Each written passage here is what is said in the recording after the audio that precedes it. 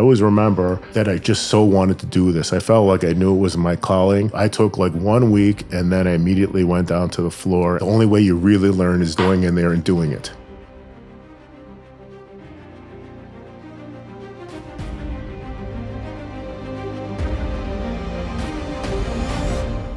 Welcome, everybody, to the Warrior Podcast. Today, I have one of my dear friends, former floor trader. He was a monster on the trading floor. We're going to get to some of his stories. I'm excited to interview him today. Mike Byster, thank you for coming to the Warrior Podcast. Glad to be here, Frank. Thanks for having me. My pleasure. So, just jogging my memory, your badge was NBB, correct? Right, for my initials. Yeah, okay, gotcha. We'll get into the what do you call clearinghouse changes that you had to go through a few times.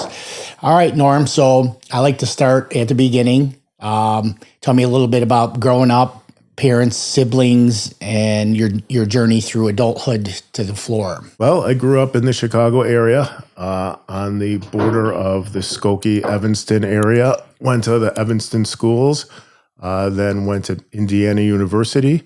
My parents were what you consider relatively normal parents. Nothing too crazy.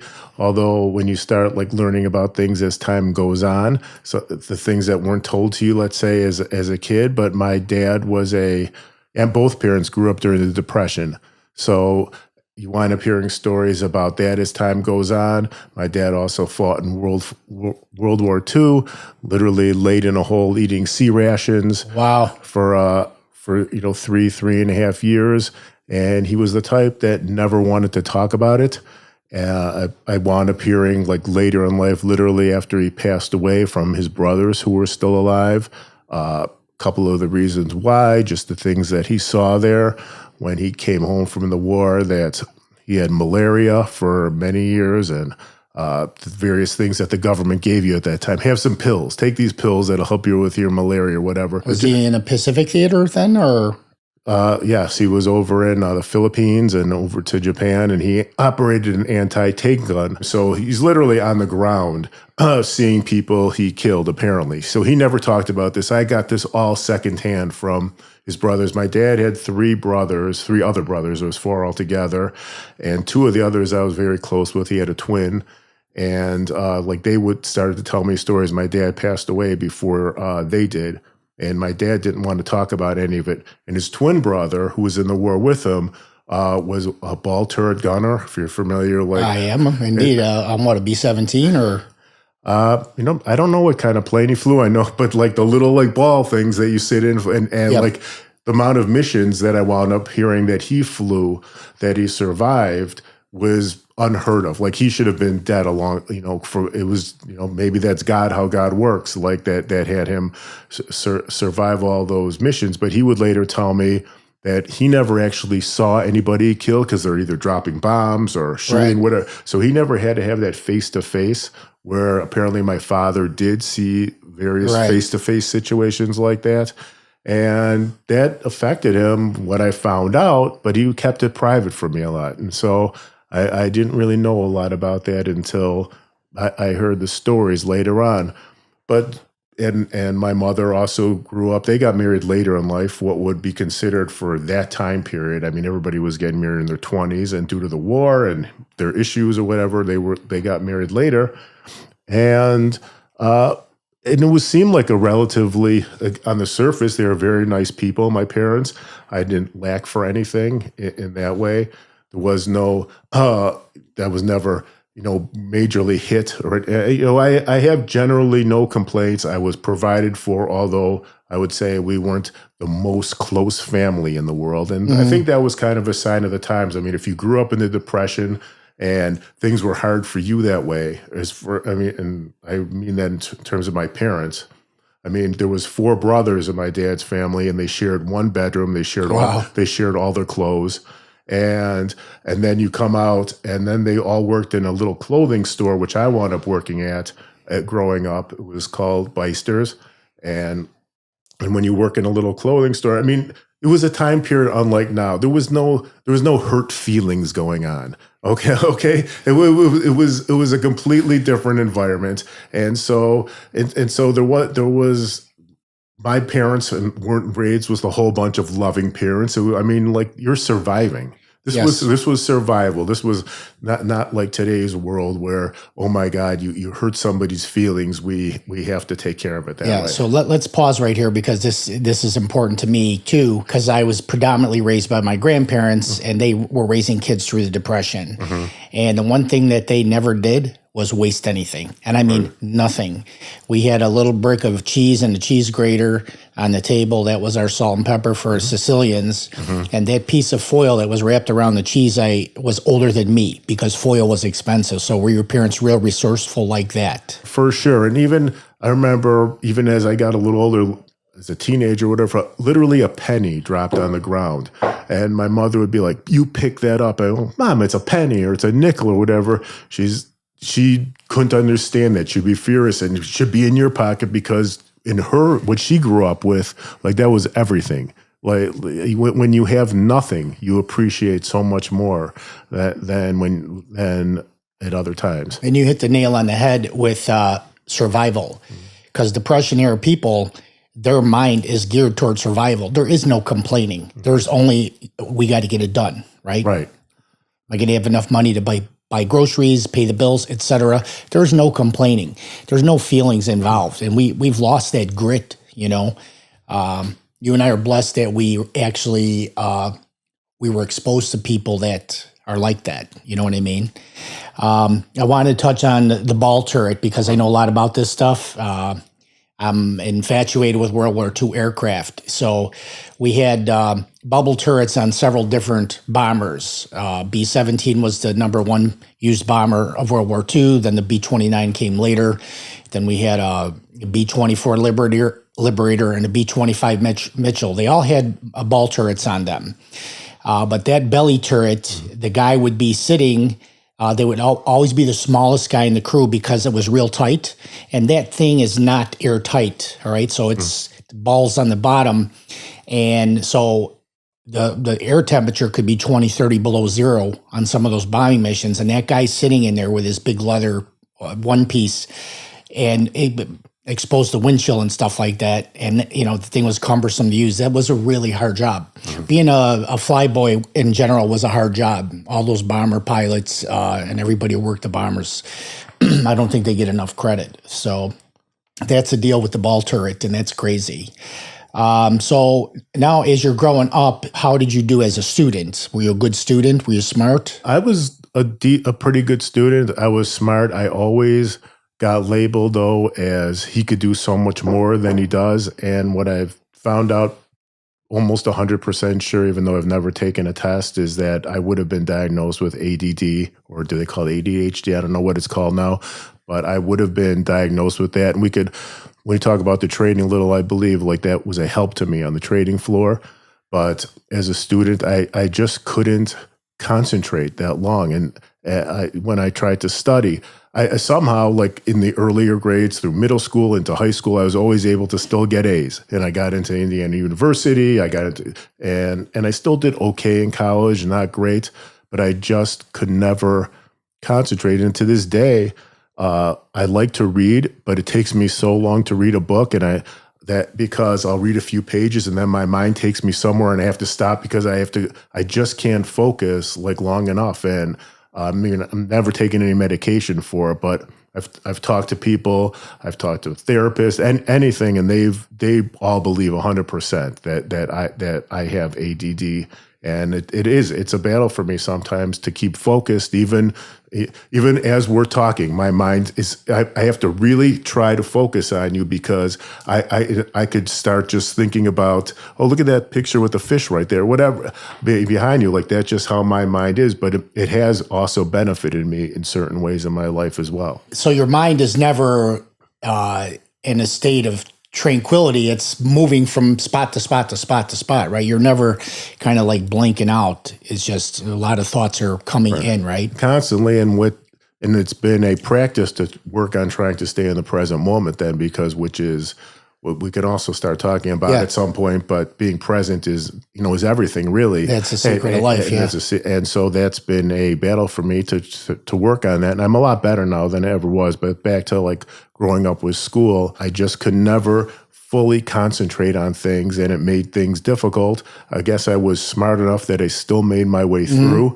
but I was always having just trouble really focusing. And I would look at some of the kids who just were able to read these books and study and study. I was like, how do you do that? Like, I just have to stop every few minutes. Yeah, that's so interesting. Like I like to say, Norm, it doesn't take much to overload my medium-sized brain. So that's how I look at myself. So what did you study in college then? Let's pause. Did you have siblings growing up? Yes, I had and still have one sister, Jackie. She lives right not too far from me. We're very close. I see her all the time. So I'm blessed to have that. Where are you in the birth order? I'm the oldest ever by 2 years, 363 days. My birthday is July 16th and hers is July 14th. So almost 3 years. Right, then. right. Wow, that's interesting.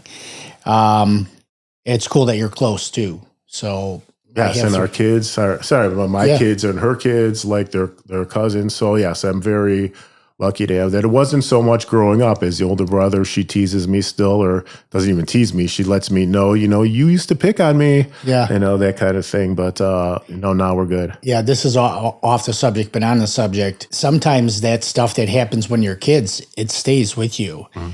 So my wife had a family member who was the youngest of 8 children, and they were visiting from out of town. So we went out to dinner. And I said, which one of your siblings are you close with? This is the youngest of 8. He said, none of them. I go, really? Why is that? He goes, the way they treated me when I was growing up. It was like I didn't have a voice and blah, blah, blah. And I'm like, wow, this guy's like 75 years old and he's still pissed off. You know what I mean? So it is holding on to resentments. Yeah, it is meaningful to overcome whatever little stuff you have. If she's busting your balls now, who cares? Right. So at least you have the closeness. And then I would take it your parents, they're both deceased now, or? Yeah, my father died 20 years ago and my mother 6 years ago. Yeah, that's, I always say when a parent dies, a little bit of you goes with them. That's how it goes. Your dad, I would have loved to have him in an interview, but he wouldn't want to talk about the dark stuff, but, just his life and stuff like that. We just have no idea. And you read my book too, chapter 9's called Freedom and Veterans, and I'm sure I touch on these guys who get out of war. They're still at war, and they carry a lot of dark clouds with them. It's been interesting that both my uncles who were in the war and other people, like when they've passed away at their funerals, they get like the flag ceremony. Mm-hmm. Like my father didn't want that. So he just, something like happened that he just, really hurt him. I think a lot of times what happens is they realize the stupidity and the futility of war. Like, well, why are we even involved in this? And not so much World War II because, we did have a common enemy, but, Vietnam and things like that, those guys, and I talk to them all the time, veterans, they know that whole thing was a scam in Vietnam. And they have a little resentment toward that, you know, so which they should. Really quick, though, yeah. Because of you, like I was sitting in an airport just a couple of days ago, and I've seen you comment how you go up to veterans and say thank you for your service. Thinking of you, I did that with a guy who was sitting next to me in the airport, and we had a nice conversation. Yeah, it's awesome, isn't it? Yeah. My cousin Angela is a disabled veteran. She was a Navy nurse, and she watches those posts. And I post them on purpose so I show people how to do it, right? And I'm crazy about it. I'll get out of my car at a stoplight in a turning lane, and I see a veteran plate. I'll shake their hand through the window. Thank you for serving our country. I just have to make sure I approach them in such a way where I don't get shot, but I do that on purpose, and I think it's important. All right, well, good. You did that, and that really was meaningful to them, and I even do that with police officers now. Since we had the defund the police nonsense happen, I started walking up to police officers and shaking their hand, and I tell them, thank you for serving our community. You guys have a shit job. That's how I would phrase it. And I said, I just want you to know I'm a conceal and carry, and if I ever saw an officer in distress, I'm fighting by your side at the risk of my own life, and I mean that. Back to you, growing up, was your family religious or not so much? How would you describe that? Not really. We were from a Jewish family. We did the most minor things you could do. I had a bar mitzvah, and then we went to services on a couple of the major holidays, and that was it. And I've since have become a little more, which we could talk about as it plays into my what's going on in my life now. Like I have a little bit more observance, but it was not brought up with anything.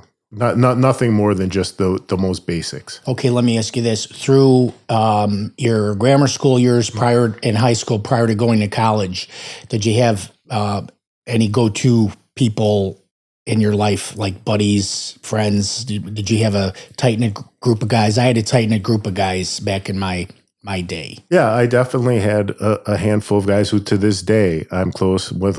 You know, one in particular, we joke because we met when we were one, when our mothers were pushing us in the baby buggies, and he lives in Indianapolis now. But what's his name? His name is Mark, and I saw him a couple weeks ago. He came up. We talk all the time. So literally we've known each other for 60 years. Wow, and still keep in touch to this day, and a number of other people as well that I keep in touch with. That's awesome. We're close, yes. I got to ask you about Ice. Do you still talk to Ice? I still do. Yeah, tell to Ice. How you doing, brother? Miss the Dubs Dread rounds of golf. I thought about out on this drive, Lamont, Illinois. Yeah, you went to college. You did okay. Did you do any sports up until that point? I was a decent athlete. I wound up playing golf in high school, of all things. I did not know that. Yeah. So, but by the time we played, I was a shell of my former self, and you wouldn't have known. I went to a huge high school, Evanston High School, which is still a huge high school, but at the time it was really monstrous and incredibly competitive. It was a very mixed community, so there was a lot of amazing athletes there at the time. They were winning state championships and all these things. And I tried. I just couldn't make it. I think at another school, I'm 6'4". I could have probably played basketball at a different high school, but I just, there was just too much competition. A school of 5,000 kids who could all just dunk right in my face. Yeah. It was just a little bit too much competition. I mean, I played, intramural sports, and in college I played intramural sports, but high school golf was the only sport I played on a team that way. What kind of game did you have back then? Golf game? I mean, I never got down to a single-digit handicap, but at the time, for a 16 or 17-year-old to be like a 12 or whatever. I mean, Evanston wasn't the greatest team. They actually have a great team now, a golf team. They came in second in state this year. At the time, we were about the worst team or second worst team in the conference, and I was about the worst player on the worst team.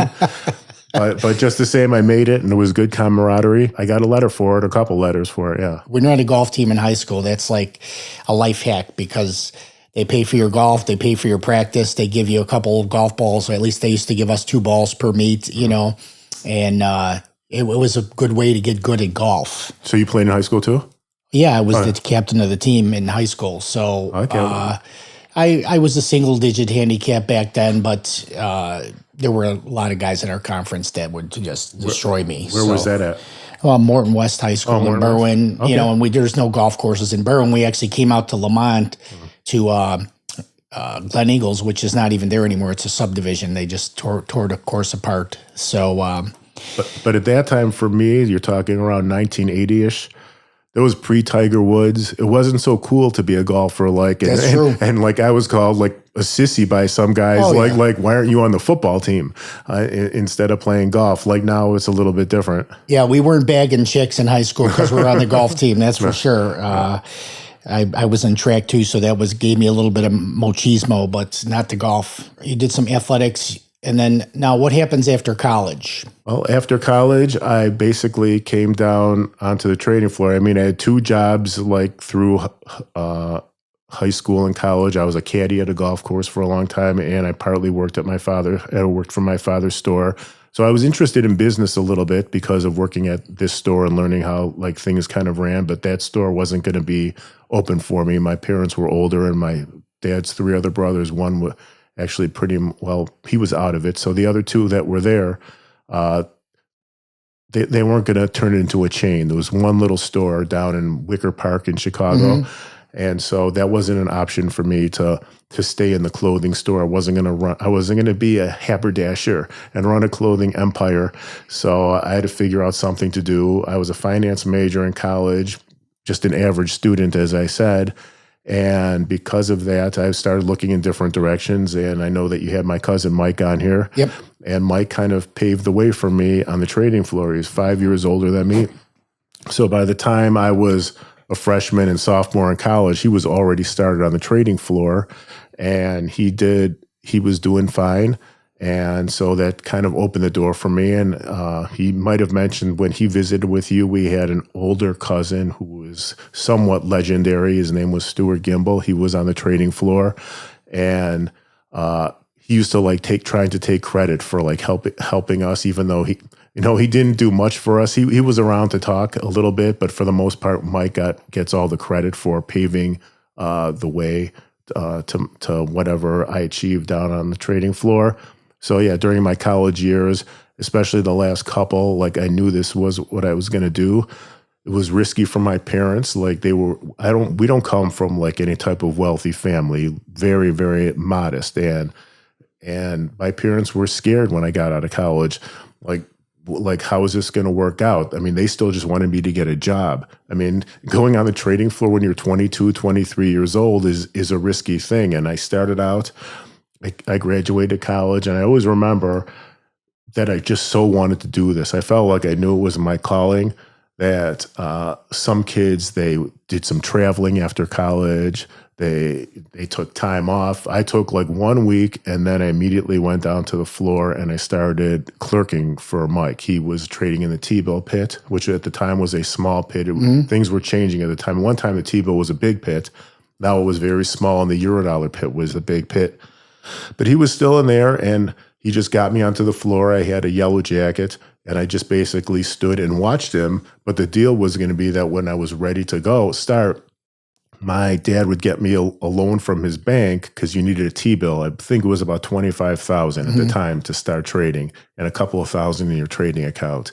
Well, like that was like a big deal for us. That he didn't have like, it wasn't like, here you go, no problem. And if you lose the 25 grand, it's not going to make a difference. I mean, like it mattered. And they were nervous. And I remember after like 3 months of watching Mike, I always remember my start date was September 15th, 1986. And after watching Mike, like I just felt like there wasn't too much more I could learn from watching him learn how to trade a spread and do the things he did. And even Mike said, the only way you really learn is going in there and doing it. But it was my parents were nervous. Like they wanted just watch for another 6 months, watch for another year, just because it wasn't easy. But they, to their credit, they trusted, or however the process, you'd like to call it. They must have had some respect for Mike too, right? Like that did they feel like you were in good hands with him, or? Yes, yeah, for sure. And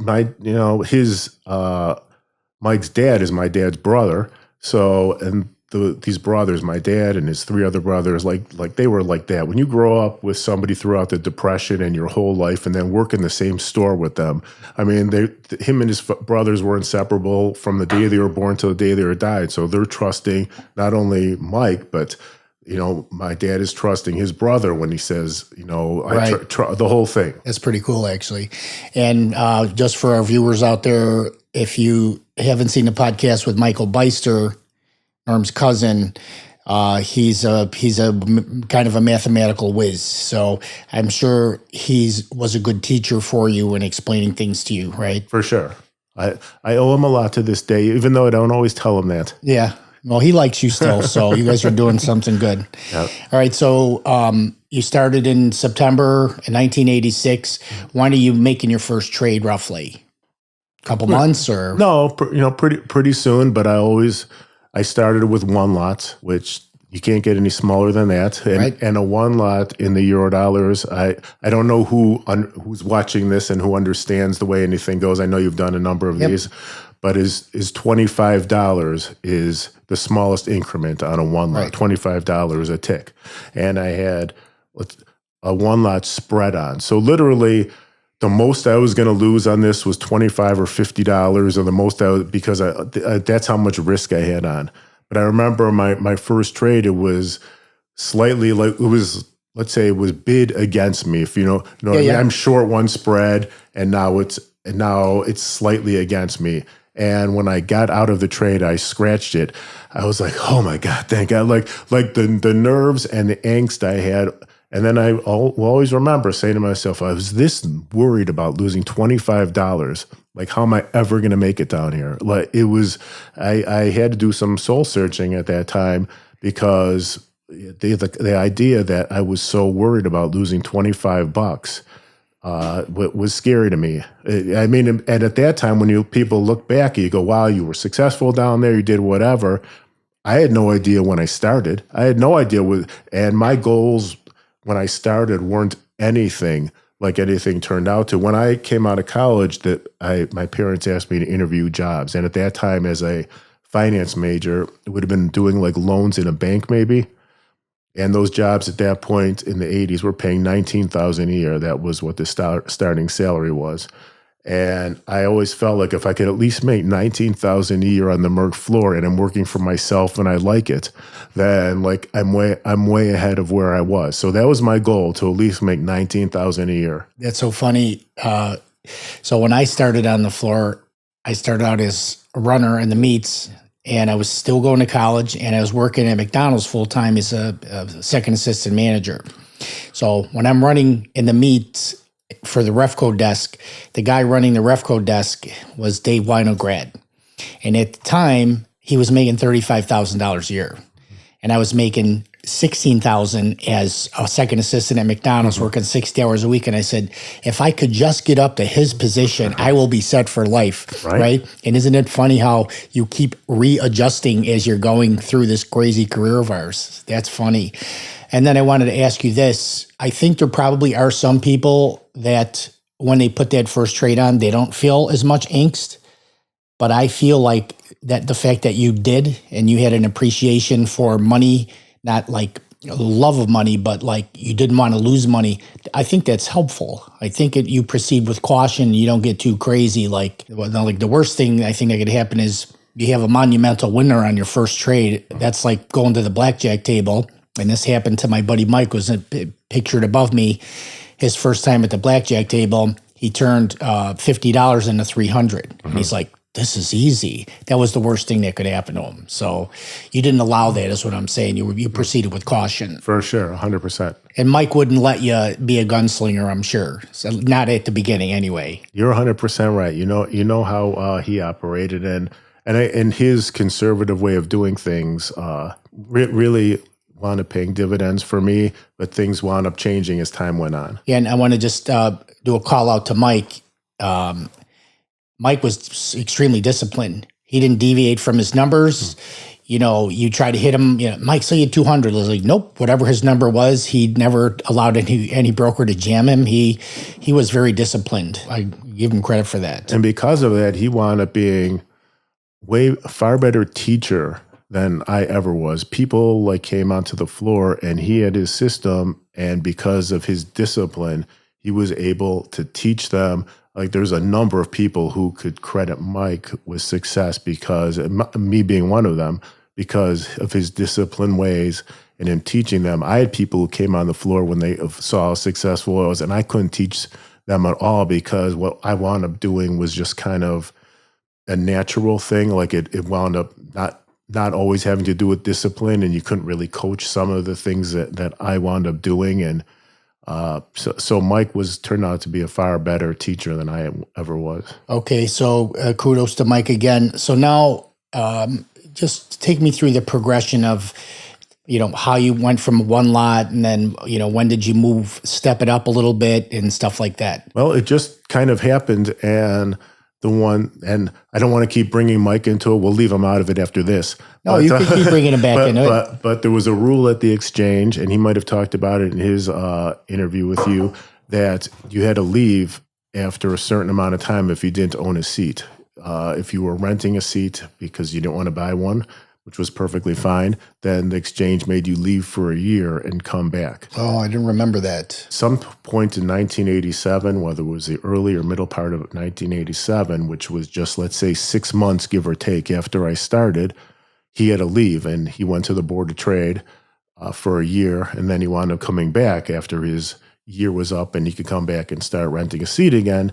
Well, during that time, and it could have happened anyways, even if he wasn't there. I just started trading some bigger numbers, and I always remember on the crash of 1987. What month was it? Do you remember? Was it October? Yes. Well, the crash, I believe, was October 19th. So you had been there about a year, Yes. a little more than a year. Right, about a year. And like that day, for me, like my most I ever made was a few $100s in a day up to that point. And I think I made like 15,000 that day because it was just so wild and crazy. And they were literally like handing out money. Like you could just, it's like somebody saying, I'll pay you $50 for this over here. And somebody standing next to you saying, I'll sell this to you for $10 here. And me going, I'll buy that for you for $10 in here. I mean, there was no risk even. It was so, because everything was chaos. Because it was chaos. And Mike at that time, he was at the board, and I believe like the bond pit where he was at was like limit up. They didn't even trade. And I remember telling him like how I did that day, and he like couldn't believe it. And it was like during that whole time period that I then just started feeling more comfortable doing bigger numbers. I can't remember the exact progression, but I know that by the time he came back a year later, I was already starting to trade like larger size. And that's almost not even trading when you're, there are 10 offer here and $50 bid over there. You're just paying attention, right? You're just being an opportunist. Right. So, which is where ultimately I believe the ADD part also like helped me out, as I've been told, like that whole thing about just being where you have your mind going in all these different things and you're able to keep calm. I've been told under a certain amount of pressure, it's actually some type of natural instinct that comes back from the time, thousands of years ago, right? That whole deal. And so I make it sound a little easier than it was, like that somebody's willing just to say, give me time. I mean, part of it was that I was able to keep my cool and grab like those differences. Right. So, which Euro option were you in? Which month? The front month or? The front 2 months is where most of my. But on that day? Yes, on that day too. I was a phone clerk on that day, okay? And we didn't have headsets yet, so, you'd have a sore neck, you'd have the phone on all day and your trading cards. And I was on the phone with the London line. So my voice was broadcast into an office on a squawk box. And anybody would want to put an order in, they would just hit the button and say, Frank, do this, Frank, do that, right? And Ronnie Iorio was standing next to me. He was my boss, and he was a broker at that time, but he came to work on the phones because we needed help, and he was on the London line also. So I could hear his voice next to me, but I could hear it echo in the office we were both speaking to, right? And we were going, the call's 50 higher, that's 100 higher, it's 150 higher. And I could hear the English guy in the office going, Ronnie, what the fuck is going on there? And he goes, it's the end of the world. It was absolute mayhem. And I was quoting markets 50 points apart. I was going 50 bid at even, 25 bid at 75. And they were complimenting me that I was the only one getting quotes out that day. And that's a huge market, And then if you'd miss them, they'd be like, all right, well, get the next bid for me, So that was insane. Yeah, there was so many stories from that day, and so when I'm saying like the amount of money I made, that was peanuts compared to like some of the things that the more experienced guys who had been around like made that day. But for me, going from a couple $100s to that was in the context of when did you start to trade a little bit more? Like that's what I remember. I didn't know RJ at the time, but folklore was that RJ had this big paper deck and everything got rifled through, and he was down 7 figures in errors, and he was able to trade his way back, in the next couple of days too. So very volatile, super interesting. All right, so now you made 15 grand, and so now you have a mindset shift because now you have capital. You have a little more capital in your account, and then so your size at that time. Forget about that day in general. After everything calmed, like what kind of size are you trading on a daily basis? I mean, we're talking the 100 lots, a couple 100 lots. I mean, which means you're risking $5,000 a point. And for me, different people had different trading styles. Most of what, again, my sweet spot was during the economic reports, and that's where like things just kept getting bigger and bigger for me. Like when you had a big economic report and the markets got crazy like that, I always will come back to like that being when I thrived. Because when things were quiet, I didn't do as much. But when things were wild and crazy, I was always able to just keep my cool and take advantage of these discrepancies in the market. And that's where a lot of my success was. People will like to say, "Oh, you did all this big size and trading," but there was guys who stood around me who, on a daily basis, did way more in a quiet market. They were like there to help make. I don't want to start naming people's names, but they were there to help make markets legitimately on every single price tick. They might bid or offer 1,000 cars. And I wasn't doing that because I didn't feel so comfortable on having a big bank tell me, okay, who has more knowledge than saying, okay, we're going to put you in the market now. We're going to do this to you. Like, so I give those guys that credit for being able to stand there every tick and do that, where I did a lot of this huge volume when things were way out of control and I was able to keep my calmness.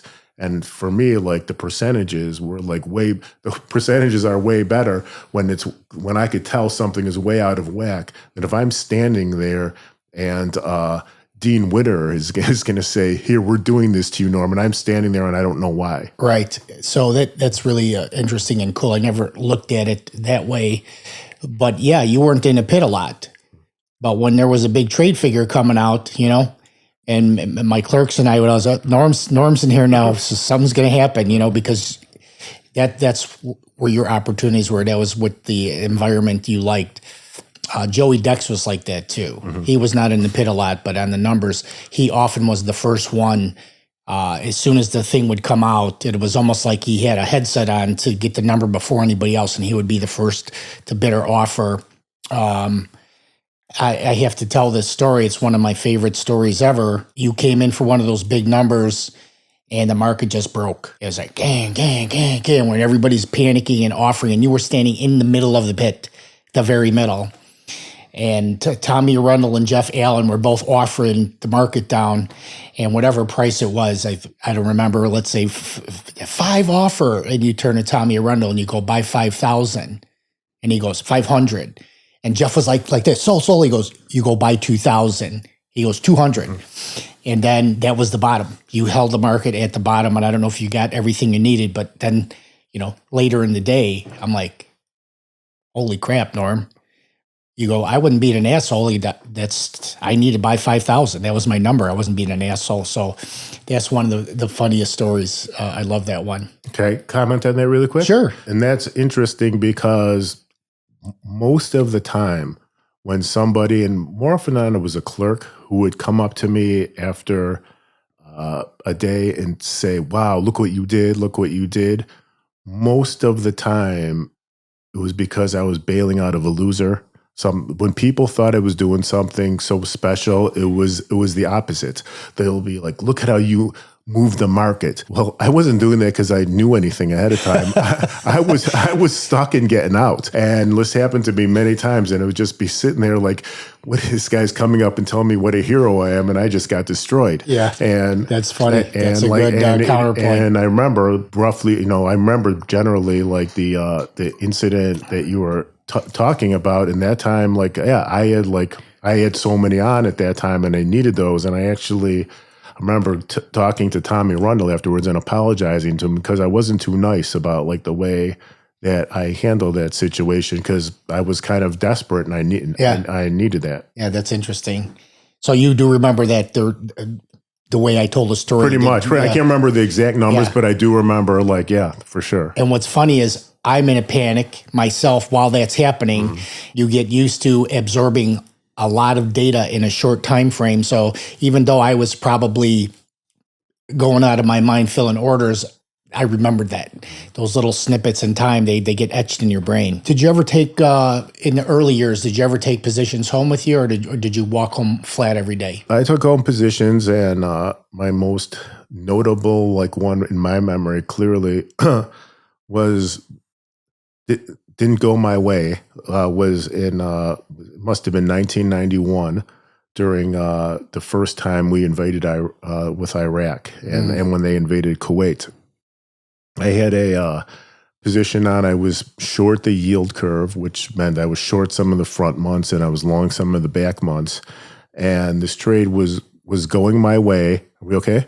Yeah. Okay, so this trade was going my way for a little bit, and then that war started, and at the time, the oil fields in Iraq are on fire, and everything's going crazy, and all of a sudden everything switched. So the months that I was short up front started going up against me, like in a flight to quality, because the stock market's tanking. There's all this worry. And so people are bidding that up. And the months that I'm long and back are going down because they're worried about inflation fears because the oil fields are on fire. And what's going to happen? The perfect storm against you, right? The perfect storm against me. And also you could probably throw in the fact, as I realized later, that probably a bunch of other players around the world, so to speak, probably had the same trade I had on.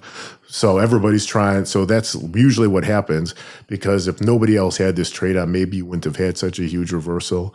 But that's how it happened. And I remember standing there, and I'm maybe 26 or 27 years old at this time, and I'm paralyzed. Like I couldn't move, and all I'm thinking of is I'm going bust. I'm busting out here right now. And normally, like, I would do the trades myself. I would run and buy and sell and do all that. I couldn't. I handed them off to order fillers, just said, get me out, whatever you can. And I always remember one order filler, I won't say his name, who started screaming at me because I hadn't given him one of the orders. And I'm like, I'm 26, 27. I can't even move. I'm ready to like pass out in there. Wow. And he's like, what about me, man? What about me? Because he wanted to make some money on filling this order. And I think I had some left. They said, oh, go buy me a few hundred or whatever it was. You give him a token order. I can't remember what I did yesterday, Frank, but I could remember these stories. At the time, shortly prior to that, I had bought a seat on the exchange, so I had that. Do you remember what the seat cost? I paid $350 for it, okay. and I think that was in 1989 that I bought it. Because they went out all the way up to like. Did you have a gold badge or a green badge? Green. So those went up to like 900 at one time, I think. Probably, and there was one point where they the spread, because at the time it seemed like the Eurodollars were the whole exchange, that nobody gave the meats or anything any type of. They didn't view that as being worth that much, so they were almost equal in price for a short period of time. The C.M.E. and IMM, yeah. Right. I just wanted to sidebar. How much did you have on, by the way? What was your position? Do you remember? There was a couple thousand, which when you're talking about just, you're talking 50,000 a point. It's going against me. So if it goes 20 ticks, there's $1 million. Right. And at that time, remember, this is like 1991. In today's world, there's billionaires everywhere. You'll see on social media people do it. At that time, like, that was insane amount of money, especially for somebody like my age. Okay, and I'm sitting. I had no idea. Like, and prior to that, the trade had been going for me, so I was up a little bit. So I didn't know, by the time everybody turned in their trading cards, all the order fillers who had filled those trades for me, I just handed them into the clearinghouse. And they figured out my statements. Like, I literally had like $10 left to my name. Like, that was, my trading account was cleared out. I had whatever other money I had saved besides the seat I bought. I like came in, I paid some stuff off, and maybe I had a few grand left after that, plus my seat. Like your total net worth is a seat and a couple grand? Right, maybe 20 or 50 grand. I don't know what it was, but... Do you know what the loss was? Well, you don't have to say it if you don't want. Yeah, I mean, it might have been $1 million or whatever it was, but two things I remember is, if I didn't get out that day, it would have kept going, and it would have cost me way more, and I would have busted out for sure. Wow. But after everything calmed down, like weeks later, and everything calmed down, reversed, my theory was right, and I would have made, a huge amount of money. My original intention was, but what that taught me, of course, was, to have respect for the market, and that, and I, for the most part, I always did, but it was a learning lesson. I never knew something like that could happen, like that. I was still young at that point, and it taught me, like, that you never know what could come out and change everything. And I still had other issues, things that came up over the years, which I still had to learn my lessons on regarding that too. Yep. A couple of other times those things happened, but that's life. All right, so that happened roughly when you were 27, you said. And so you got a seat for 3-something, and you said maybe $1 million swing that day, which represented most of everything you had. But up until that point, you're as a 27-year-old, you're cranking, right? Right. You're comfortable in what you're doing. So off the floor, what are you doing with your money and stuff like that? Are you buying fancy cars, and are you getting Hollywood a little bit, or no? A little bit. It was, you talked about that the worst thing that could happen is if you make a little money soon. As trading, well, the same thing happened going to Las Vegas. I went with you mentioned Joe Dex's name, so I remember it was the first time I was really ever there. I'd been there briefly before, but never knew what I was doing. Well, he taught me how to play craps, and this was maybe 1989 or 1990, and we had a great run, a run that if I really knew what I was doing, I should have made way more on, but I wound up continuing to go back, and like everybody who continues to go back, I didn't wind up positive. So like that was a lot of it. I wasn't, wildly out of control. So I had an uncle, like God rest his soul, who I considered always, who was my mother's brother. And like in our family, he was the one by far that I always felt like was most like me. Most of my family is like 5'9" and a certain way. Like he was about my size. Maybe he was 6'2", 6'3". He had a gambling thing in him. And he had stories of Vegas, and he had this amazing. He lived in L.A. and he had an amazing business in the 70s. And I'm sorry to my cousins if you guys see this. I'm talking about your dad, but it played an important. He really, what some of the things that happened. Like I've always paralleled myself to him in a certain way, and so I'm here to like tell my story a little, right? But he made a lot of money. He did really well in his business, and then he felt like he had to go into another business, and this was like in 1980. And I always remember him talking to my dad and saying, "I want this challenge." And the business that he went into didn't do so well. The new one, like if he had just stuck with his original business, he would have been on easy street forever. But this new business like took him down. And he struggled a lot after that. And then he passed away in 1999. He was only 66 years old. I loved him. But it always put this thought in my mind to be a little bit more disciplined, not to take too many chances, which has actually played a negative for me, like in dealing with certain stocks and investment. Like I always have been kind of conservative and scared to lose. Like when I saw my uncle take these certain risks to get more than he needed because he just wanted more, really like that. Really, I always remember that, and I know I always like felt this parallel to him because he had that kind of gambling instinct in him, like I did. And so when you talk about did you live lavishly, I always felt like even the money that I blew in Las Vegas, that it was within context. Okay, I could afford to lose 25 grand in Vegas if I'm making all of this on the trading floor. I never went and like lost 500 grand in Vegas. I never went and bought like Rolls Royces. I had a nice car. I bought a condo. Everything I did for the most part was within my means, always because just thinking like, make sure to at least always save a certain amount.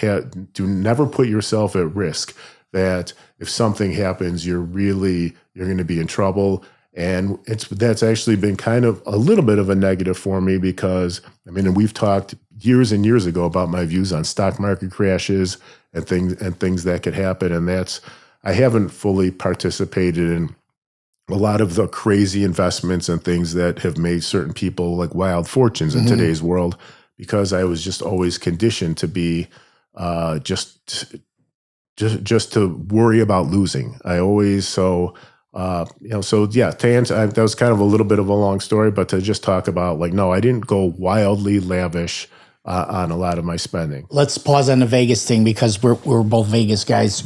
You went more than I did. You got to the point where, was it Caesar's Palace was your place? Yes, I was a little bit on speed dial for Caesar's Palace. Yeah. But I mean, like, would they like fly you out there and all that stuff? Like, how much did they do for you? For the most part, there was a point where they would comp my flight. They didn't like have a special plane that took me or anything like that. And I never went on the gambling junkets that a lot of people like would go. Like when I felt like going, I would fly out there and I would do what I wanted to do. And then I had usually a person there that like took care of me. And I usually, believe it or not, I really just gambled how I wanted to gamble. I wasn't the type that said, I have to gamble this much to get a free meal. Yeah, right. Or they won't give me the hotel room if I don't gamble this much. They saw how much I gamble. And at the end of my trip, when I left, they would say, we'll give this to you. Sometimes they paid for my airfare. Sometimes they didn't. But there was no flying me out there. I wasn't like that or, there was nothing to that extent. Do you remember the famous Credidio story? No. So we all were out in Vegas at the same time. I didn't run into him, but he went with some guys. So I came back to work on Monday or Tuesday and he didn't come in the morning. And I asked one of the guys that he was out in Vegas with, I go, how'd Johnny do? He goes, like this size. I go, how much? He goes, 250 to 250,000. So Creed comes into the pit and like noon, he's all beat up. Okay. I go, what happened? So I ran over there. I go, you made that much money? He's like, yeah. I go, how do you bring that much money home? He goes, I had it here. It's like taped to his body. He goes, they were sending us champagne. We had a suitcase full of champagne we took home. Just crazy stuff like that. I love Vegas, and blackjack is what I like to play. You still go now? I maybe go once a year, and I don't go per se to gamble. My dear friend, I scattered his ashes at the top of Mount Charleston in Vegas.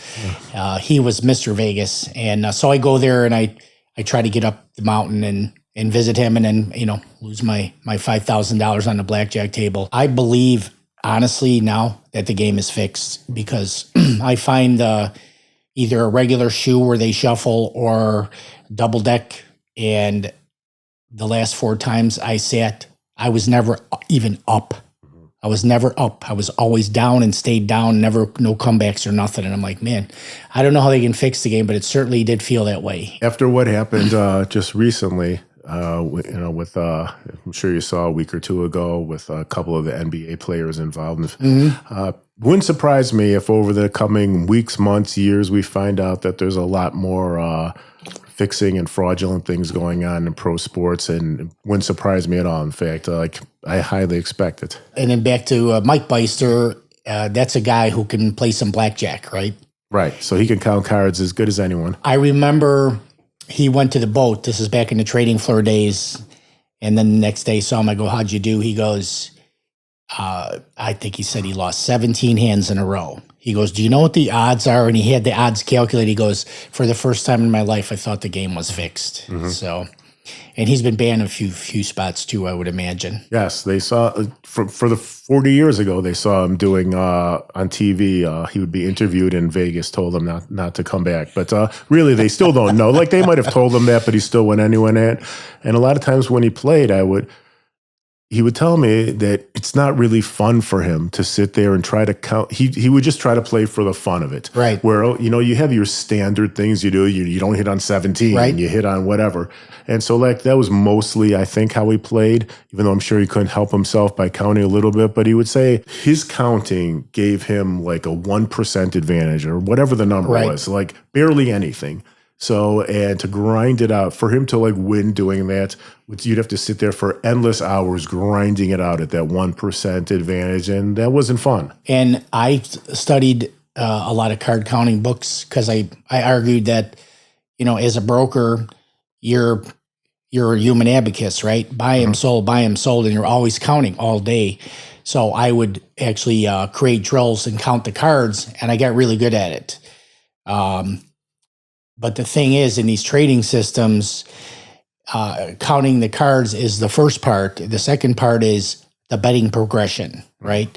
So if you take 10 grand to the table, your objective is to make $1,000 with the perfect card counting. Well, my mind doesn't work that way. I don't want to bring 10,000 and make 1,000. I want to bring 5,000 and make it 10,000. So when the deck became rich, I would be progressing my bet 5x of what I was supposed to. And of course, if it doesn't work out, then, you lose when you should have won. So that was realizing my shortcomings. I'm not wired to just chip away. So I just go and I have fun now. And I set my limit. I'm going to lose X and then I'm done. Do you usually lose the X? I usually lose the X, yeah. And the more you go back, as you know, they want you to keep coming back. You're definitely net down on Vegas, right? For sure. I remember you telling me, you said Caesars printed out like your total lifetime loss, and you go, I think it's more like double than that number. Could have been, yeah. I don't. You have a good memory. I don't really remember that, but I'm sure very few people like walk away. Even though, what was the old movie Casino? Like they find a way to keep you there. But it's different now. I haven't gone back in a long time, and I know that it's a completely different Las Vegas than it was like that I was used to. You haven't gone back in a long time? Right. Is that intentional, or you just lost a desire? I mean, are you avoiding it, or you just the allure isn't there anymore? The allure isn't there. Once like a lot of the money like that disposable money that I had in the trading floor, like I don't, so that isn't really there to like lose as much anymore. Right. And again, it's from everything I understand, it isn't like, I know that it's not like the good old days where you're going to have a guy taking care of you and say, Norm, what can I do for you? It's all corporate now. And it just, insanity, the huge hotels and everything. Everybody who still goes there, it's all about, look at the amazing restaurant I ate at, and this restaurant and that. And it's like, I don't need that. I can have all the restaurants I have here. Plus, if I want to gamble, like you could gamble anywhere now, whether it's Rivers Casino here or on my telephone if I want to do that, or whatever. It's all, but everything is every individual's own reality. If you're a 22-year-old and you've never seen anything like Vegas, you don't know what it used to be like. Right. But, so to this, it's something special. And I know, like, the kids today, I hear they'll wait in like line for an hour to go hear one of those, what are those music bands like that? The music just pounds, like EV or whatever it's called. And they'll be out of those clubs all night. Like they didn't have that back then. It was a different world, and that's just how it is now. But I don't really need it so much. Anything that it has to offer, like for me, like I have here. I do like it because it is such a spectacle. Like it's hard to believe every time you go there that they've outdone themselves in something, right? Like the architecture and the Have you been to the Sphere? I have not. Okay. I just looked at Eagles tickets, and the tickets are like $1,200, and I'm like, I don't know if I like anybody that much. You know right, what I mean? Right. So, I haven't been to the Sphere either. But it's super expensive, and I've seen some YouTube videos where they're pricing themselves out of the market. Like it's substantially more money. And I'll tell you a quick story. I was gambling in the salon 2 years ago, and I ordered a double shot of Weller Full Proof, which is a blue label, because I'm a bourbon guy.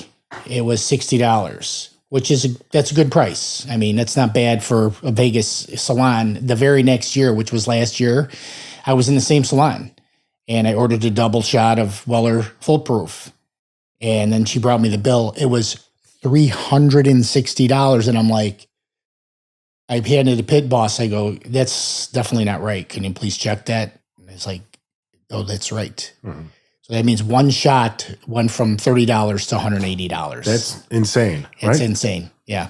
And the bottle retail, which I can get here, is like $70, the whole bottle. But in these videos, they're saying that Vegas is on the decline because they've pushed it too far with the dollar stuff. How much money everything costs. The nice restaurants are nice.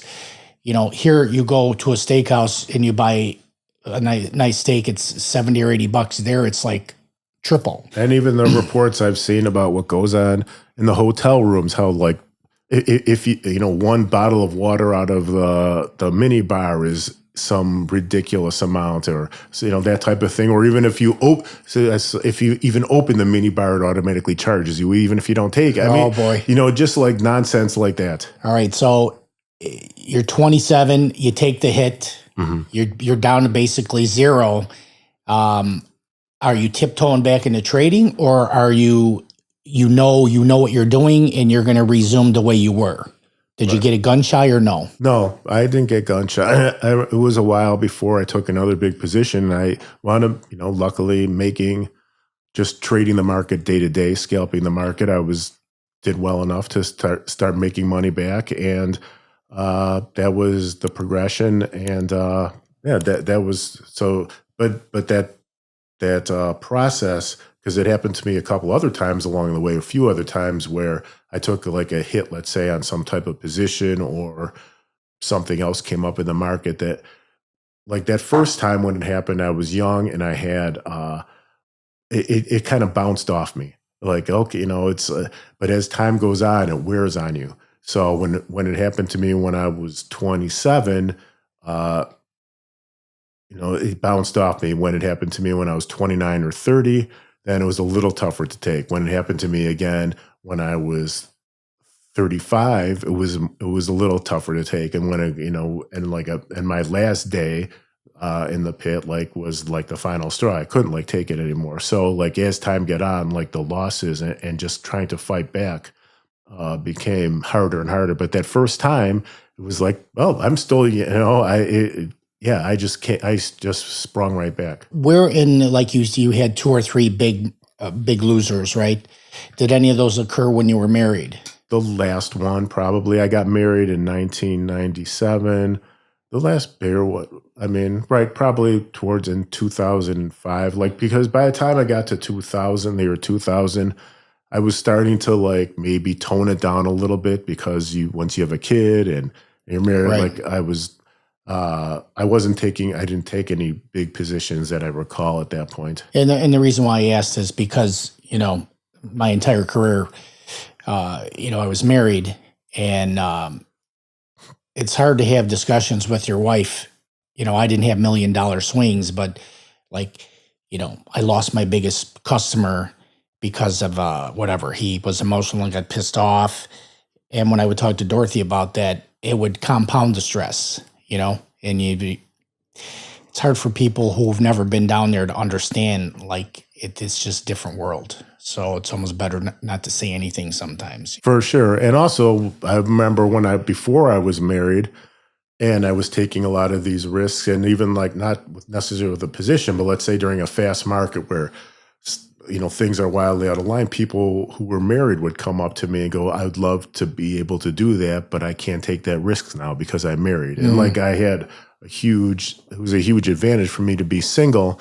For really the better chunk of my money-making years did probably happen when I was single, because it's definitely a less stressful situation. Me personally, I like being a broker, but I love the concept of being a trader and having the freedom to not come in and work part of the day. You're chained to your spot when you're a broker, and I always contemplated stepping down. Let me give it a shot to trade. But I was married and had kids, and I'm like, I have a job that's a good paying job, and I couldn't risk that to take the next risk, So when it goes from me to we, it changes everything. You're having a successful trading career. Do we get into any bad habits? Well, certainly people find what they find on the trading floor. I gravitated a little bit more to, let's say, there was plenty of alcohol and drugs around, if that's what we're talking about. And so, I gravitated toward that at the time. It was a situation where, it just was something to do. And I was able to do it because it didn't, I certainly never used anything while I was trading, but it was just, it was fun, and it was social. And, a lot of us felt invincible when we were down there. And certainly if that was your thing, you could find whatever you wanted. I never did any drugs in my life. And I go to bed about 8:30 every day when I worked on the floor, up at 3:30, right to the gym, World Gym across the street from the floor. I mean, I was like the Lord of Discipline. And it boggled my mind that these guys would come in and you could smell the booze reeking from them. And they would laugh about the fact that they blacked out the night before. Mm-hmm. They didn't remember what they did. And I never wanted to be out of control of myself to the point where that like I was too drunk even to walk straight. So, and so many guys who made shit ton of money down there, they were just loose cannons in their personal life, and it always threw me for a loop that they were able to do that. And I didn't come from a family of drinkers, and when I used to see people like sitting in the Merc Club drinking at 10 or 11 in the morning, that started to like normalize it a little, even though I didn't do it. But I was like, wow, people like do this. Like it blew me away to see. So like you had a completely different way of doing things that you weren't going to be really doing any of that at all. Where I was thinking, I'm not doing any of it at work, at least. I'll wait till at night, and I'm not going to do it to the point where I can't. No one ever told me in the morning I smelled like booze, and I never really drank that much at that point in my life. But certainly I gravitated towards crowds that did. But but certainly some of the stuff that went on down there was crazy. I mean, and you heard stories about people doing the drugs on the floor and all that stuff that you heard about. When did you actually leave the floor? I left in about 2007. I left in 04. I'm surprised you stayed that long because, I mean, it got dead really fast. And then the handhelds came into play. I don't know, did you use the handhelds? You probably had to, didn't you? Right. And so that was basically the end of me. And so that was like my final story down there was, right. I was relegated. Basically, some of the guys stayed in the pit and they would be on like a headset to somebody on the screen that would be working their computer trades. And then they would try to like get a trade in the pit and see if they could work. Well, I was just sitting on the outside of the pit with a handheld, and it was brutal. Like, I mean, I didn't have any other job, but you're sitting there holding out hope. At least I was. That who knows? Because so I'm not going to make any the amount of money I used to. It's still better than anything else I could do. Right. So, and I always remember like my last day, and I don't know, again, to anybody who's hearing this probably can't really relate, but the handheld was like computer trading. And I was short, like in the morning, like we had these trading levels that you started using people's trading levels to technical trade because I was in the pit and I couldn't take advantage of like the market being crazy. Right. No. So now I'm trading literally as somebody would if they were just putting in orders to you. And there was an area where you wanted to be short, like the Eurodollars in, and I happened to be, it was right off the bat in the morning, 7:30, 7:45, I was short 1,000. I put out 1,000 contracts, which is $25,000 a tick. And I'm short right there. It's not moving. And the way that the handheld looks, it would look, the number is just spinning, like 10,000 aren't offered. Now like 1,000 is offered and there's 10,000 bid. I mean, like enough to like put you in an insane asylum. Just like watching like the bid and offer keep changing, even though the market's not going anywhere. Right. It looks like it's going to though, right? Right. So. And it wound up starting to go like a tick or a tick and a half against me, like really pressing like the upper range. If like this resistance area where I'm short at is, and now the hours are going by. So now it's 10 o'clock, 11 o'clock. And I'm just sitting there watching my handheld like an idiot. Okay, this thing, and I'm short. No, now it came back to where I could scratch. And then, like just really not going anywhere, completely dead. And just, it is mentally exhausting. And so I'm sitting there, and then it had to be about 1:15 or something, and it was maybe like a half a tick against me.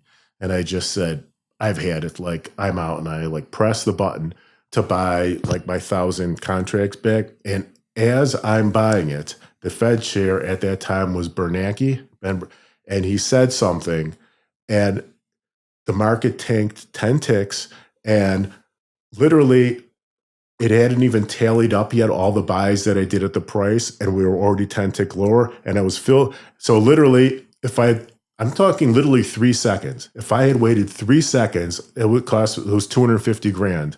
Okay. On that 10, I was heartbroken. I was crushed. I was mentally destroyed at that point. I couldn't do this anymore. In 3 seconds, you would have made $250,000. Right. If I just hadn't pressed the buy button after waiting 5-6 hours of watching these numbers go like this back and forth, literally was 3. If I had just dropped the pen for a second, picked it back up, it would have been 10 ticks lower, and I would have.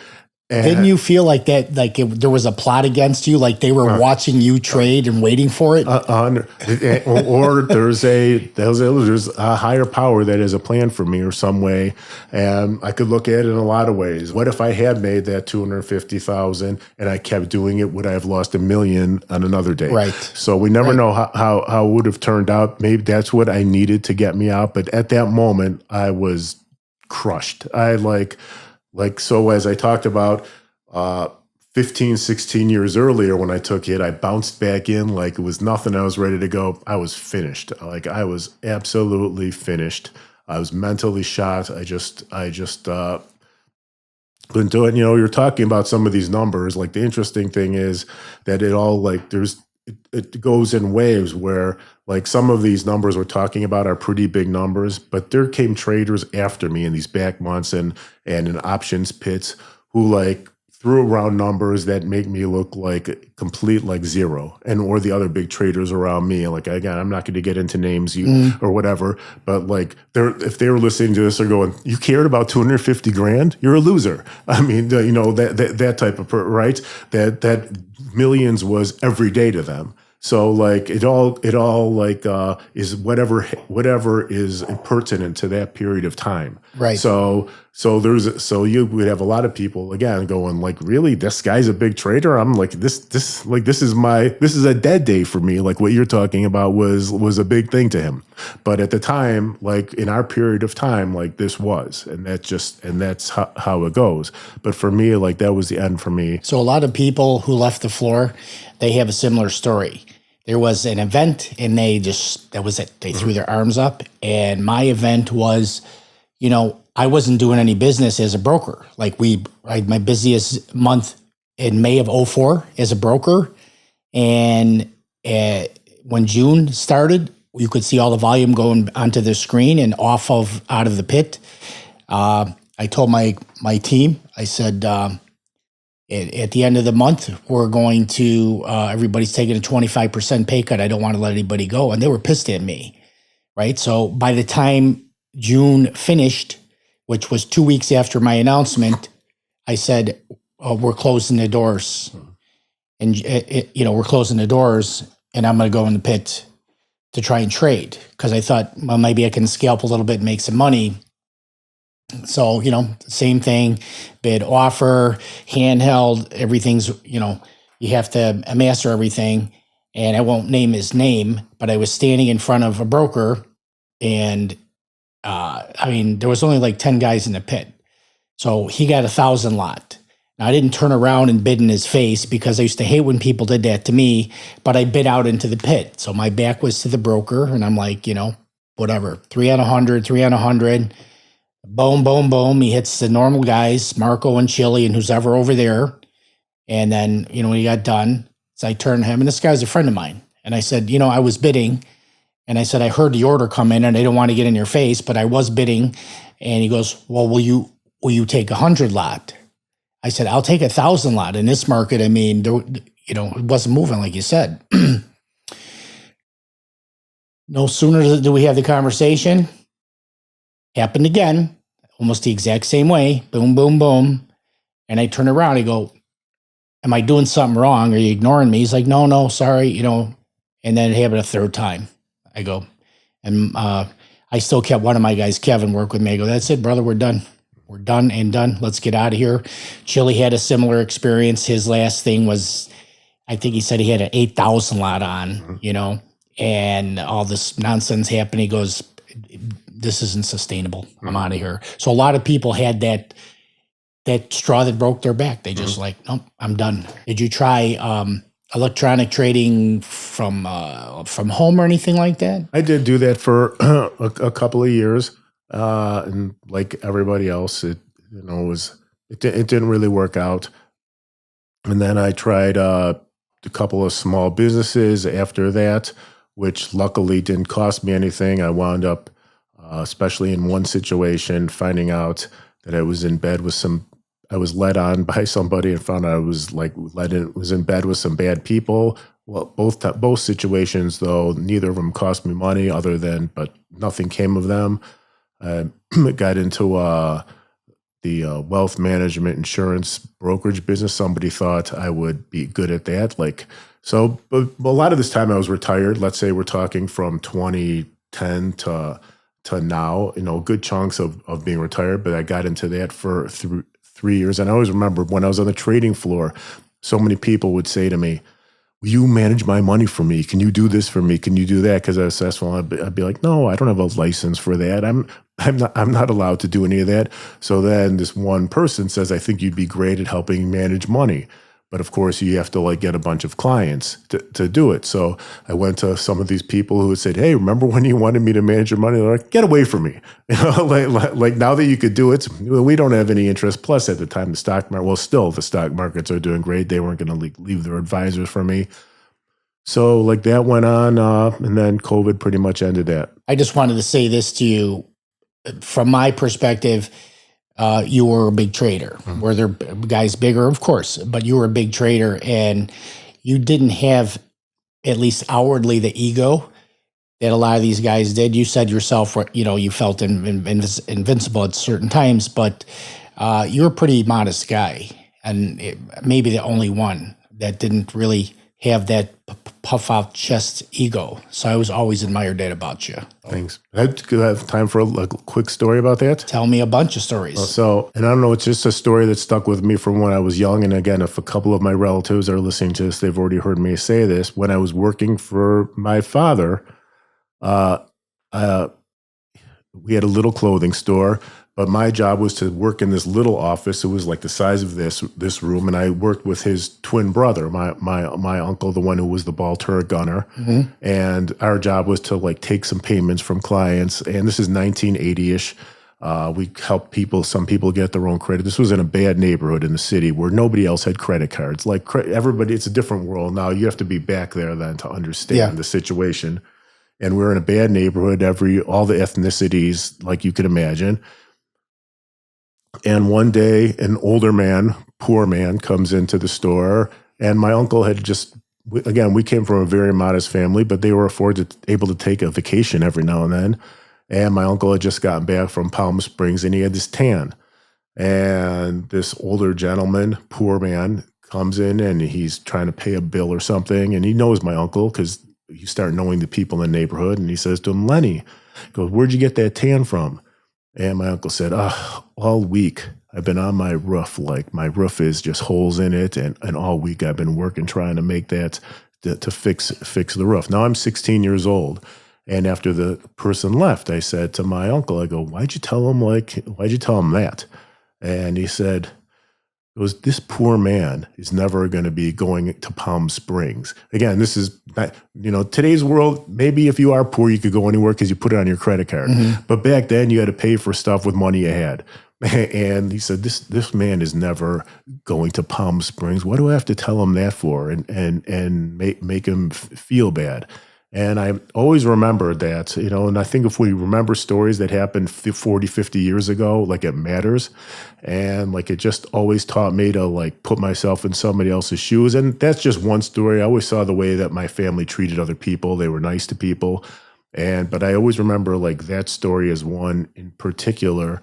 And when I look at today's world, how much of the opposite it is. You go on social media and everybody can't wait to tell everybody how great they are. And look where I am. And nobody cares that whose feelings you might be hurt. In fact, their attitude is, if you can't take it, too bad. You're that's your problem. I'm going to tell you how amazing I am. And I learned to have some empathy for people and to not brag. And to understand that, to try to put yourself in somebody else's shoes and be a little more grounded. Yeah. And I learned that from different things, but I don't know why that's a great story. That is a really good story. I got to give a shout out to one of my friends, Kathy Nair. She wrote a book called A Christmas Letter. And every year she sends out a Christmas letter. But she's a really funny person. And she goes, I got tired of the brag and gag Christmas letters of people bragging about their vacations and their accomplishments and everything from the previous year. So she sends out these satirical letters to levy a little humor in the Christmas letter. So it is a little humbling there. I appreciate the compliment and recognizing me for at least not being too bad. Yeah, you were like the gentle giant, man, and people respected you. I don't think there would be anyone down there that didn't like you. They might have disliked you out of envy or whatever, but I mean, you didn't cross anybody. You did your own thing, right? He had a lot of fun golfing with you and Iceman on the golf course. I got to get him on here. He's got some great stories. Do you want to talk about the drinking and all that stuff? Sure. Why not? So if it could help anybody, right? Yeah, for sure. So one of the things that I've been doing mostly in the last few years, during my time on the floor, like a lot of people, indulge in some partying ways, so to speak, due to boredom or whatever the situation was, or just being predisposed to it. It got a little more out of control. Drinking and other drug use over the years as I got out. And these days I'm sober. I've been sober for a while, and I go to AA meetings. I work with other alcoholics and addicts. For a period of time, I was on the board of a company, a great company. I'm going to give them a plug, called Live for Lolly. If anybody out there has a person that they've lost in their life and needs some grief counseling, Live for Lolly is an amazing place, and they've helped so many people. And it's just it's something that's near and dear to me now that I understand the politically correct term is substance abuse or substance use disorder, but to me it's just addiction, or you're an addict. And well over 100,000 people every year in this country die from overdoses.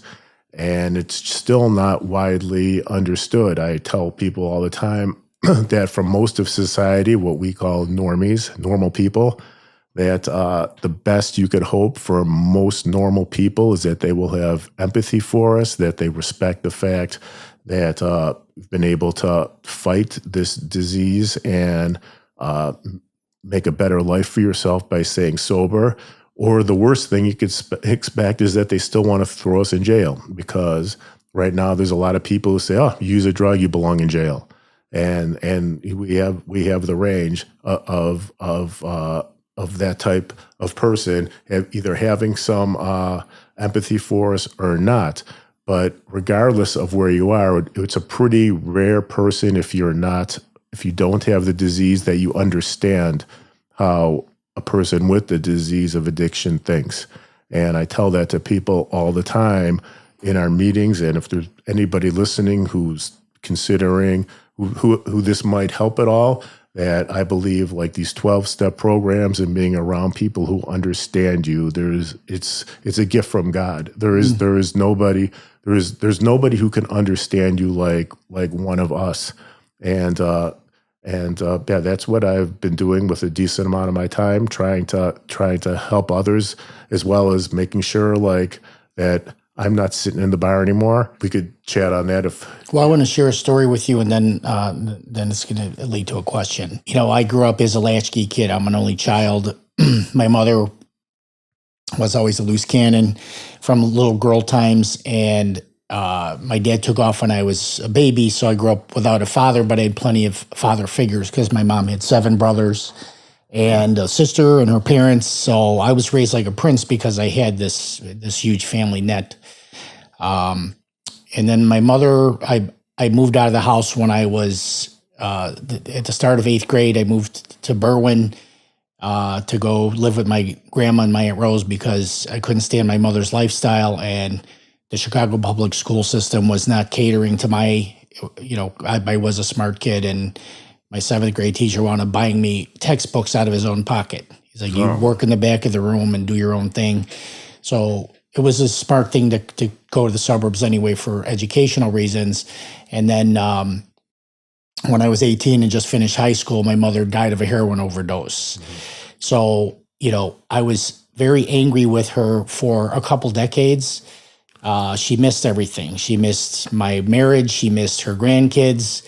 And I'm a big believer in choice. One of my chapters in the book is called Choice. That I was mad at her because all the choices she made led her to her demise, and I was pissed at her. But then I started thinking, it took me a couple decades to sort through this. I started thinking about, when you're an addict, do you actually have a choice at that juncture? And I don't think you do. I think the addiction takes over, and a choice is very difficult then. Do you agree with that? 100%. When you're in what they call active addiction, for the most part, I don't want to say everybody, but for the most part, you don't really have a choice. And that's what you get back once you're sober. Once you have a period of sobriety, I don't know what that period is, 6 months, a year, I don't know. Then you have a choice. And if you choose to do whatever you're going to do, well, then that's something else. But when you're out there, you really don't. And that's only somebody who is an alcoholic or an addict can understand the idea of, I really want to stop and I can't. And there's nobody else who can understand that. Anybody else will just sit there and they'll go, stop, just stop. Don't you know? And until you're like one of us, you don't understand that you can't. Where does the transition happen to turn the page? Is it a choice? Is there a point in time where you just say, I have to get out of this? That is a choice, right? Well, or how does that happen? How does that evolve? Most of the time, and there's always going to be exceptions, but I'm giving you most of the time, people hit a bottom of some sort. Like I had crash and burn situation. I don't want to get into the whole thing, but for me, like the jig was up. There was no, and I love my kids, and I thank God, because I was one of the people that my kids saw me in the condition that I was in. And there's a lot of people who are in the same boat whose kids don't want to talk to them anymore, or whose spouse throws them out of the house. Well, like my wife and my kids, like they stood by me, and now like we have amazing conversations, and they see me as a completely different, they come to me and talk to me all the time about things. Like so I have to have a lot of gratitude for that. Mm-hmm. But to answer your question, some sort of bottom, like some people's bottoms aren't as bad as other people's bottoms. Some people are literally had to be saved from death. I mean, how many times did you have to be revived? There's some type of bottom that finally convinces you or takes you over, that says finally that you can move on. Because like I said, most people want to quit, they just don't know how. Like but when you get to the end, when you get to that final time, like when I can't keep living like this, but I don't know how to stop. It's just so brutally painful that then something kicks in, and that's usually. And in today's world, like when I was really doing it more, you didn't have to worry about fentanyl or those things. Today, like you make one wrong mistake and you go like pick your drugs up from the wrong person, and you're dead. Yeah. And most of my life wasn't like that. So today it's even more dangerous. And sometimes you don't hit rock bottom. You hit death, like my mom. Right. She didn't have the rock bottom moment. I used to say alcoholism is the worst. It's worse than being a drug addict, because when you're a drug addict, you go inside yourself. But when you're an alcoholic, you have more negative effect on the people around you. But that was anecdotal, because most of my life with her, there wasn't hard drugs. It was the booze. There's some people who will say, who are alcoholics, who drank so much, and they'll go, yeah, but I never did a drug. Like somehow alcohol isn't a drug. Like to me, alcohol is a vicious drug. And to me, sometimes they try to differentiate whether you're an alcoholic or a drug addict. To me, it's the same thing. You're an addict. If you're an alcoholic, you're addicted to alcohol. And alcohol, it rots you from the inside. I mean, I did different drugs, but alcohol just is evil, and sometimes it's insidious the way, because it takes a longer time. Sometimes, like heroin could kill you instantly, Right. But alcohol is really an evil drug. From a logistic standpoint, you can shoot a shot of heroin and you're getting high immediately, and booze is time consuming, right? You're drinking to get to that certain level of drunkenness, And again, back to the trading floor, these guys would be getting drunk 3 to 5 times a week.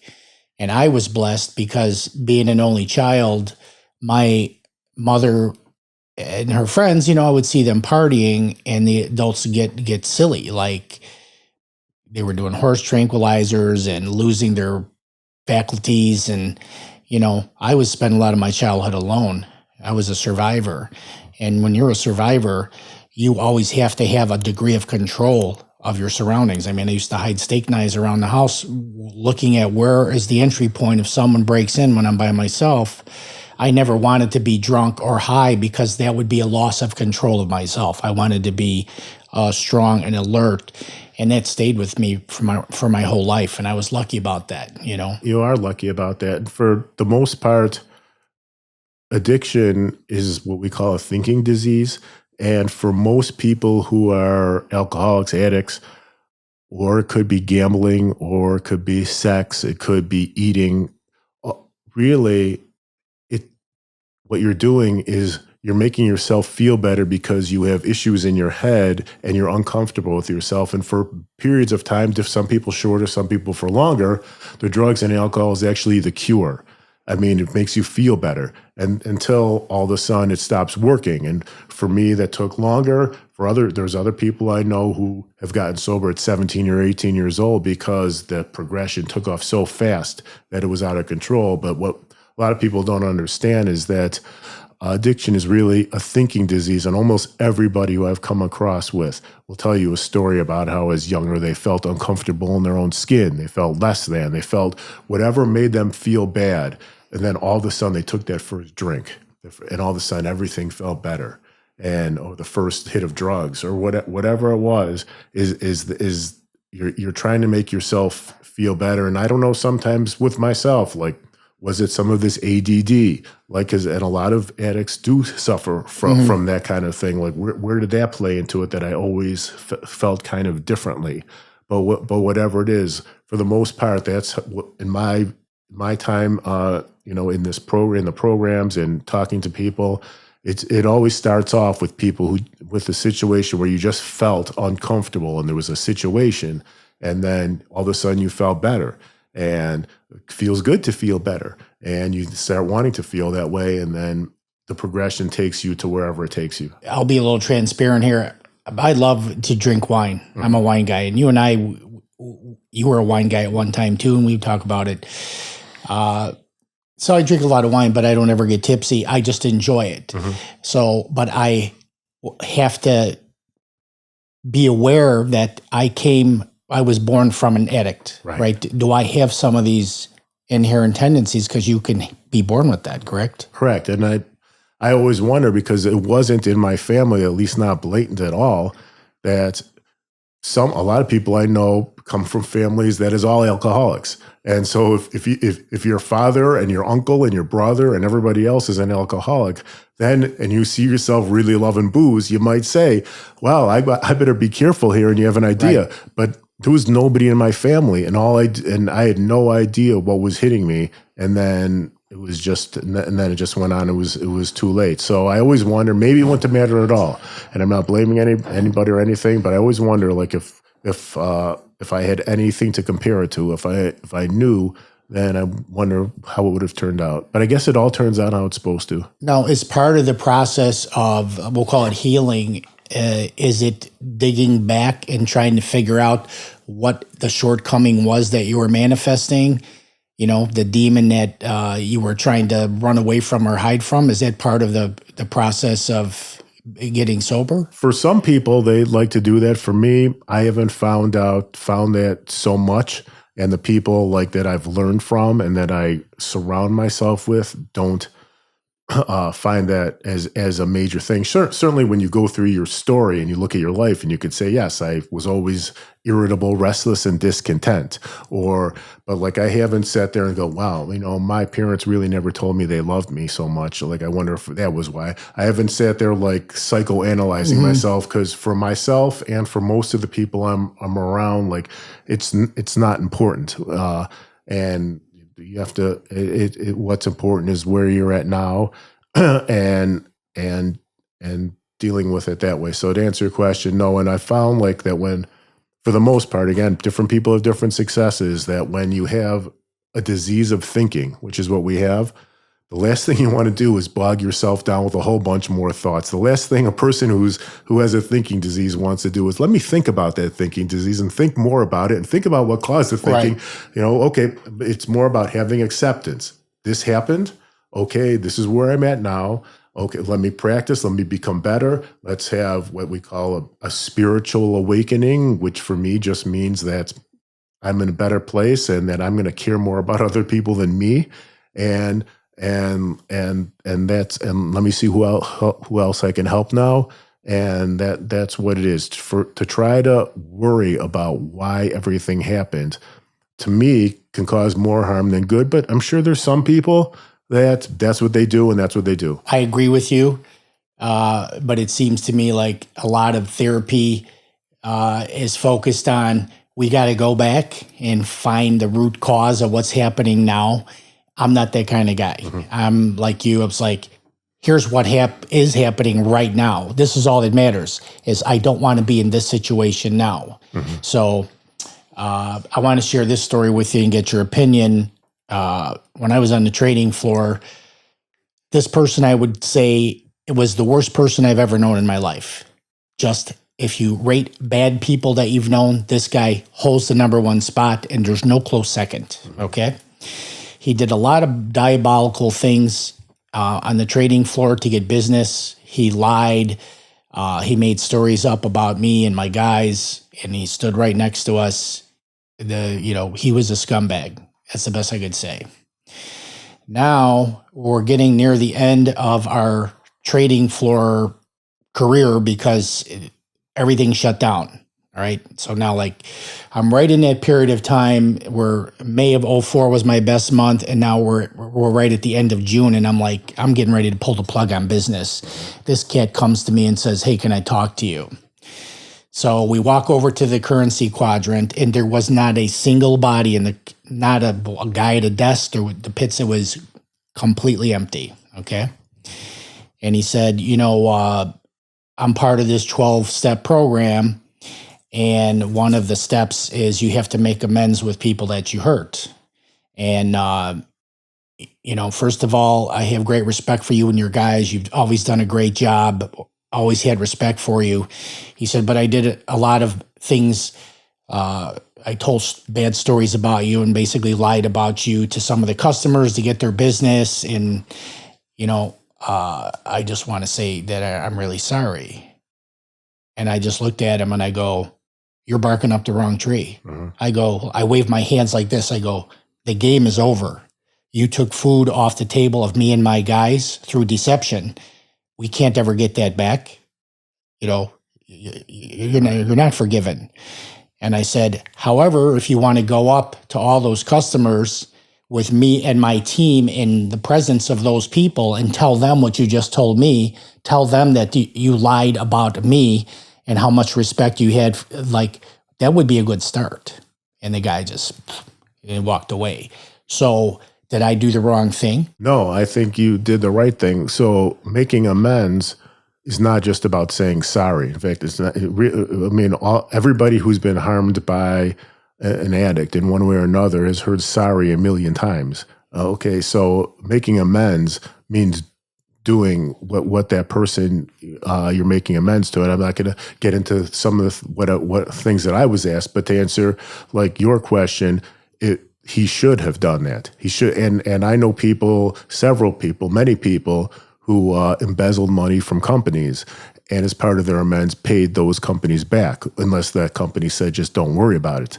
So, but for 100%, if that's what you asked him to do, he should have done that, because a sorry isn't good enough, and he should probably, if he had the money or somehow, offer to make some type of financial restitution to you if possible, also. But if at the minimum all you asked him to do was go up and like tell some people, like 100%, he should have done that, and for him to, yes, you are not in the wrong at all. So can you actually really ever heal up without making amends to people? Or, I mean, is that possible to happen? Well, I'm not in everybody's head. So for me personally, I know that I did what I was told. And again, like I was lucky enough, and I do, like we talked a little earlier, like have a little bit more God in my life now. And I do believe that things come, like everything that I hear comes, like things God has talked to me through you. I believe in our conversations. But I was lucky enough that I was put in the middle of a group of people that are amazing, that all have like decades of sobriety, and they taught me what to do, and they took me in, and I'm grateful for that. And I'll give a shout out to my sponsor, Brian T. If he's watching this, like I owe him a lot. And I did what they told me to do, and because of that, I'm better for it.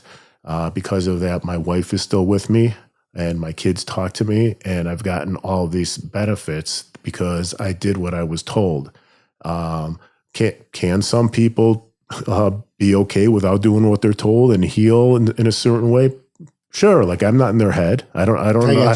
I can't do it. Although there's an old saying, "You're as sick as your secrets," and if you don't, whatever that secret is, eventually it's bound to come back and get you somehow. I have to be careful myself because I understand the concept of forgiveness. Forgiveness is for you. It's not for the person you're forgiving, right? So when I hold on to this, I don't forgive this guy. I actually probably do, because I don't see it about him. He was a very good learning tool for me. I wouldn't say I'm going to dance on his grave or whatever. I wish him well. So in that respect, I'm not harboring an unforgiveness that is toxic, because I really don't even care. I don't know where he's at in life, and it doesn't matter to me. All that matters is that I do the right thing. And, back to the God thing, I've always thought you have to be careful how you pray, because, God is aware of all the suffering in the world. And if you pray for things like, God, I hope I scratch this trade, or, stupid stuff like that, I think God would frown upon that. So I try to keep my prayers very simple, and it's like I pray for forgiveness. I pray, thank you, Lord. And I also pray, give me the strength to carry out your purpose, and please give me a high purpose, knowing that may mean suffering, right? But that's what I would prefer.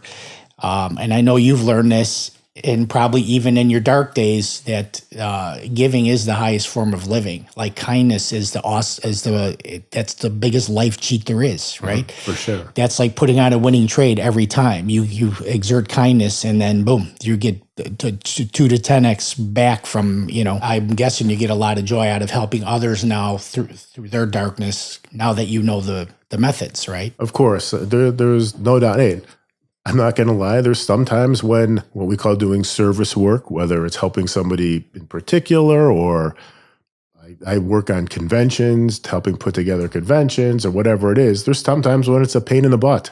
Like, I don't want to do that. I'd rather sit on the couch and watch the Bears game, or whatever. But I've never felt worse after doing something that helps somebody or something. And I'm not going to say that that's what I'm doing all the time, but I try my best. I want to do a shout out to both you and your wife. I mean, I was married, and my wife died tragically. It's hard to stay together, especially when you're going through your darkness. So that's a big shout out to her course. and you. You know, it's in optimum situations, staying together is not easy sometimes. You know, so that's awesome. For sure. Love you, Arlene. And yes, I'm lucky that you stayed with me 100%, even though I don't always tell you, but I am. Tell me about your girls. 2 girls, Lindsay and Danielle. We go by Danny for her. Lindsay lives out in L.A. As they say, if you don't want your kid to come home, let him go to college in California. So she went to so she went to USC and never came back except for a visit here and there. And so she's out there. She's involved in the entertainment field. Like she helps kind of like a talent agency type where she represents clients, that type of thing. Not exactly, but generally speaking. And Danny, lucky enough that she lives here in Chicago and is doing great, lives down in the city and works at a great real estate company. Nice. What company is that?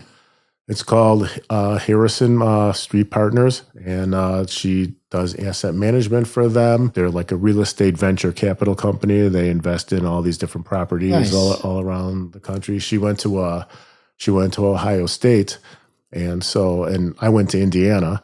And if the pass actually look like this right now, they might be playing for the Big Ten championship in a couple of weeks. So we're going to have a little issue going on there. But nice. Well, I'll tell you, and you know this because we're roughly the same age. When you get kids to adulthood, you know it through the world that they live through, that's an accomplishment too, because our kids had a lot more negative stimuli thrown at them at their fingertips than we ever had. Yeah. So to get them through is something. And they're good people, yes? Yes, they're good. I'm a lucky person, but as we say, like in our program, like my life is really good till I start thinking about it, and that's like one of the issues of like I'm just going back onto like the crazy thinking. Like I know that I'm lucky. I know that I have to have gratitude, but like don't let me think about it too much because it's a crazy world. You and I are very like-minded on a lot of things. I attribute it to having an open mind, and that's a whole different set of skills. But to have an open mind, you have to be willing to look at information and data that other people will not look at. So when we do dig deep into a subject matter and we find out uncomfortable truths, right? A lot of times, at least I do, and maybe you do too, you try to share with somebody like, hey, look at this. Things that actually, if they knew or would take a look at, would make their life a little bit better, and they don't want to look at it. Do you continue to try, or do you just leave people alone and go, ignorance is bliss? Because I have a problem letting go sometimes. For the most part, I let go because, as I'm sure you're aware, most of the issue why they won't listen is because of fear. And fear is like what drives so much of everything. And everybody looks at things through their own lens. Like one thing is when I like hearing people say, oh, this is what everybody's thinking, and this is what everybody's doing. Nobody has any idea what anybody's thinking. There's 8 billion people in this world, and it's 8 billion different viewpoints for whatever reality they've created for themselves. Like I have no idea what you're seeing right now, right? And everybody that we come across has a different reality that they're living in, and to try to like tell them that something is a certain way, like they can't accept. They've built up a reality and it's just too painful. It's too painful to hear that what they've built their whole reality on might not be true. They would rather just not know. And that's how it is. It seems like. So I don't bother trying to change anybody. What I've found is that there have been over the last several years a certain percent, I don't know what it is, who have opened up and have changed. Not necessarily does that mean they now are going to switch from being a Democrat to Republican or whatever, but they're able to see things differently. But it's all happened on their own. Whatever they've come across, and I'll say even like my wife is like one of those people. Like she has had a certain awakening to certain things. But there's nobody who's going to listen to me. Well, Norm said to do that. Well, that changes everything now. Like that's like now I'm going to see things his way in my life. Like I can't remember any time where I sat there and tried to tell them something and they said, "Wow, yes, now I get it." Now it goes in one ear and out the other. Like whoever has woken up a little, for lack of a better term, is just kind of seemingly done it on their own. And I found like there's nothing I could do to push most people. I think most of the time you will be right about that. I take a different approach now, and I don't go, here is the way it is, look at this. I start to ask questions about themselves so they look at themselves, right? So one of my questions is, how much of what you believe is correct is what you want to believe? And usually it's 100%, right? We, because we're truth seekers, a lot of the shit we come across, we're like, oh, I didn't want to believe that, right? But it is the truth and it's unpleasant, right? So if by asking somebody how much of what you believe is what you want to believe, and if they go everything, then you go, okay, well, that's an obvious bias, So I try to ask people questions to make them think about themselves, but even that is, nobody wants to look inside themselves and go, I could be doing a little better here. I guess it also depends on like how it affects you to do that. Like if you are okay and it's not making you crazy to like do what you're doing and to like try to be nice enough and present that, but then that's fine. But for me, like I just hit a point that it hurt me. It started like I would find myself, I could get angry if somebody, so I had to stop because there was, and I have a couple of dear friends that I'm on a text group with. They don't see anything the way I do, and they're constantly putting things out there. I don't even respond because I know, and so one of the issues that I know that you're big on of the many that goes on in this world is like the chemtrail thing. There's no way like telling anybody who I've tried to tell who doesn't want to hear it because they're in too much fear that it could be not what they want to hear. They'll automatically find an article on the internet that shows that it's a contrail. Right. That they can't believe that anybody would do anything like that's evil to them.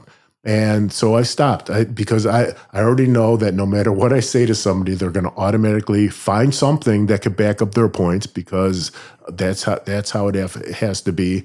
And so, yeah, but I'm rambling on there. But yes, I found that it does me more harm that I wind up getting frustrated or angry trying to. So I just had to stop. If you can feel like you can pick your spots and say what you can, and that if somebody looks at you says, "Get away from me, Frank," that you're going to be okay, fine. Then, but yeah, I gave up. Maybe my thing is a little ego driven, and that I would hope that the people who know me well would say, he's a good person. He tries to do good. He's pretty smart.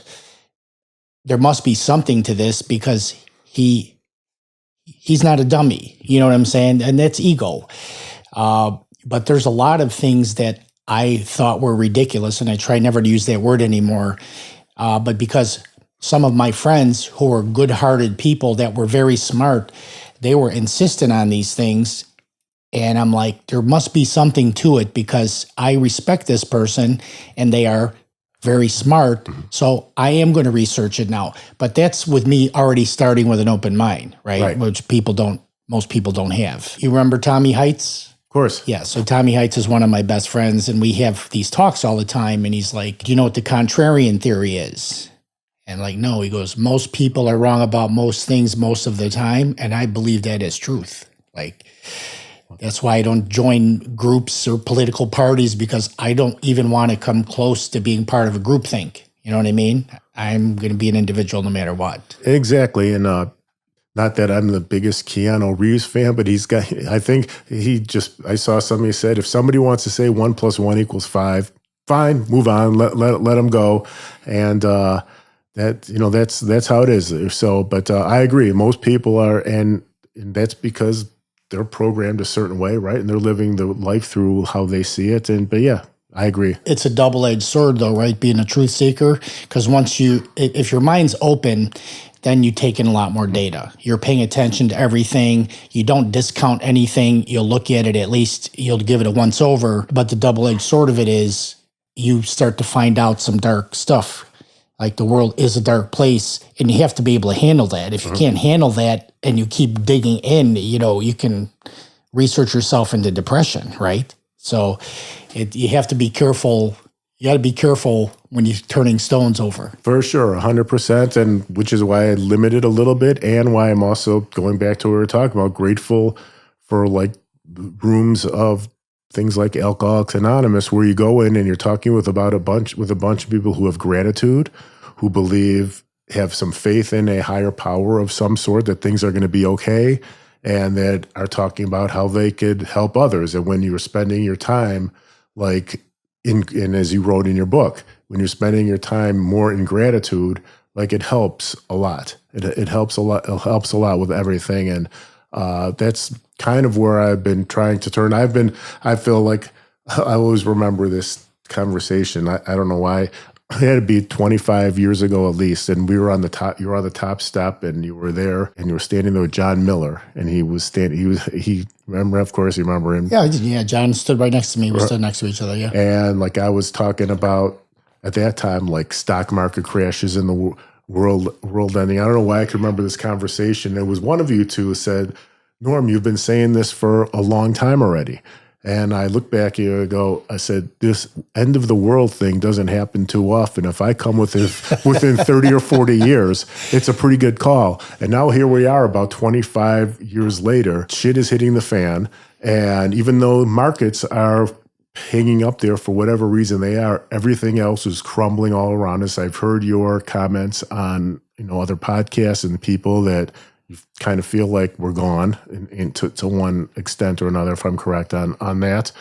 And so I've been at this for a long time, like being able to accept the truth, to see like, that things are not anywhere like they've been painted. So like when other people start waking up and start saying stuff, I go, I figured that out in 92. Right. And so I'm in kind of, it's not trying to pat myself on the back, but I'm in a different like mode now of like, been there, done all that. Now I'm kind of just in a mode of, everything just is, and I accept it. One of the things that, history, if you study history, you see it's like studying the history of the market. You see the trends. Things keep repeating themselves in certain time frames, in certain ways, and these cycles continue, and they have been continuing since the beginning of time with civilizations. So once you know the history of what happens to civilizations and the mechanism for the civilization to collapse, and then you see it in the next civilization and the next one and the next one and the next one, you go, well, shit, there's an obvious pattern there, right? Mm-hmm. So now you're living, right? Today is tomorrow's history, right? So we're living through history right now. We're making history now for tomorrow. Yesterday will be history. And we're forgetting not only what happened in world history, in the history of our country, we forget what happened yesterday, right?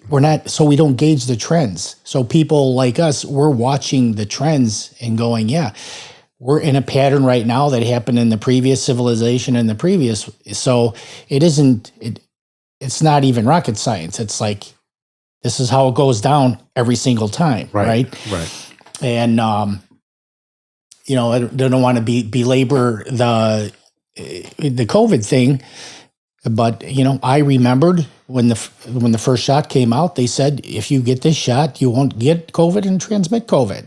I remember that. That's history. But then when the next shot came, I still remembered what they said the first time. I'm like, well, wait a minute.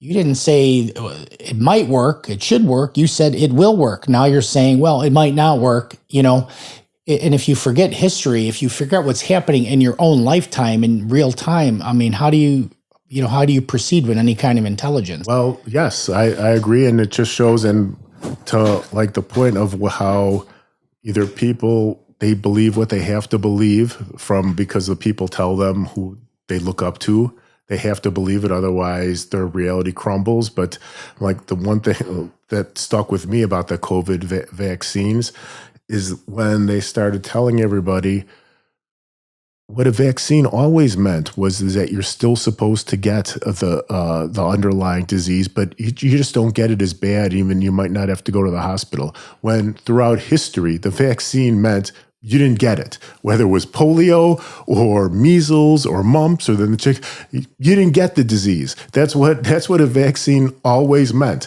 And all of a sudden they went and they told everybody, oh, get the vaccine. What it's supposed to mean is that you could still get it from everybody else who doesn't get the vaccine. And everybody who I would go to and go, this is madness, they would go, you're wrong, Norm. A vaccine has always meant that you still get the disease. It just won't be so bad. And I was, I just looked at that and go, there's no point there. Right. And it just shows, like, to the program that people will just believe what you tell them because they have to, because if they actually thought to themselves, wow, those people are lying to me. Like, wow, the people that I've always trusted are lying to me, then my reality crumbles and that's that. And so again, I just don't say anything, but I always, when they would just look at me and tell me that I didn't know what I was mean, a vaccine has always meant you're supposed to still get it. That's what I was taught. So, oh, wow. Awesome. Well, brother, I got to say, it was a great, we can have 10 more podcasts, you and I talking about all that stuff. You've had quite a ride, my friend. On a scale of 1 to 10, 10 being the best, how happy and fulfilled are you right now? My people that I work with, my brothers, I always have a saying, we're living the dream. So, and I always but I don't know, I'm getting up there towards those higher numbers. I don't have an exact number, but it's way better than it used to be. I'm blessed because I'm pretty much always running at a 10. And that's because I feel like I've lived 2 full good lifetimes already. And, that's ultra manifestation of gratitude. That is living in the present. So now if I go to the doctor and he says, you got, 6 months to live, is my 10 going to go to a 5? I don't know, but I don't think so. I've been very grateful to make it this far. And I try to use my minutes to the best of my ability and stressing about stuff and having anxiety, getting offended. I don't want any of that stuff, so I have to be real conscious of that. I agree with you 100%, and you don't want that stuff. but I'm grateful you had me. Thank you so much. This is an awesome thing you're doing, and all of us are lucky to have you. Well, I appreciate that, brother. All right, Norm Byster, monster trader in my eyes. Thank you for coming on. Everybody who attended the podcast today, thank you. And I want to remind you all that there's a warrior inside us all. Take care of everybody. Thanks, Norm. Thank you.